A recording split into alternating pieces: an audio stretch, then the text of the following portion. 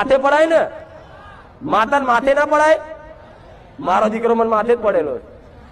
તું જોણું મારા શું ગાદી તારે કરવાની, એ તો ચિંતા નહીં કરતો. પૂછ, આટલી બધી ગાદી થાય બધા પૂછે? બધા જોવાય આવા દાડ પૂછો? આટલું રસોડું થાય, આટલું બધું થાય, કશું એક વસ્તુની પૂછપરછ ના કરે, ખાલી ધોન રાખે. અને કહેવા જેવું હોય તો કે ભાઈ આમ કરજો, તેમ કરજો, આમ તેમ ફલાણ ઢેકણું ન કરે. બધો મારે પૂરેપૂરો મારો દીકરો મને માથે પડેલો છે. ચોખ્ખું જે છે કહીશ ને, હું ના જોણું, બધું તારું છે.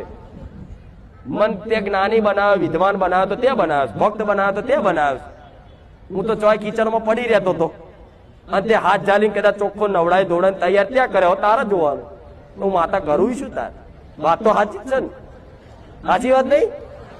મારો દીકરો તો અજ્ઞાન હતો, અજ્ઞાની હતો, તમારે જેવો હતો. સામાન્ય, તારે સામાન્ય જ માણસ છે, પણ સામાન્ય એટલે હાવ સામાન્ય.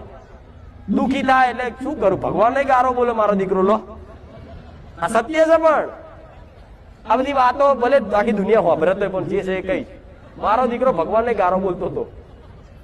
ચમ સાચો હોય, નિર્દોષ હોય, અને છતાંય આવી રીતે દુઃખ પડે ને એટલે માણસ કંટાળે.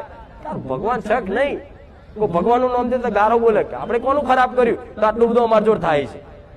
તારે મને માતા, હું માતા જોતી કે દીકરા ભલે તું ગારો બોલતો, પણ તું આજ ભલે તારી ગારો તે ભગવાને ખાય છે, પણ મારો ભગવાન એવું કહે છે કે સમય આવશે ને કે તને જોઈ લાખો દીકરાઓ જો ભગવાનના માર્ગ ઉપર ના આવે તો મને મેળવીને કહેજે.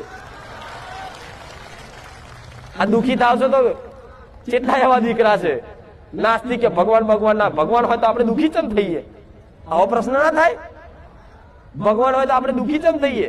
અરે પણ જીવનમાં થોડું જ્ઞાન તો લો, સમજ તો લો, તો ખબર પડે કે દુઃખી કેમ થાવશો, સુખી કેમ થવાય. બધું જ્ઞાન લેવું પડે. આ શું ખોટું? મારી વાતો સમજ પડે કે ખાલી ખાલી? જોરથી જોરથી પેલી બાજુ કંટાળો નહીં આવતો ને? હું તો બહુ હાથોડી બોલ બોલ બોલ બોલ કરું છું.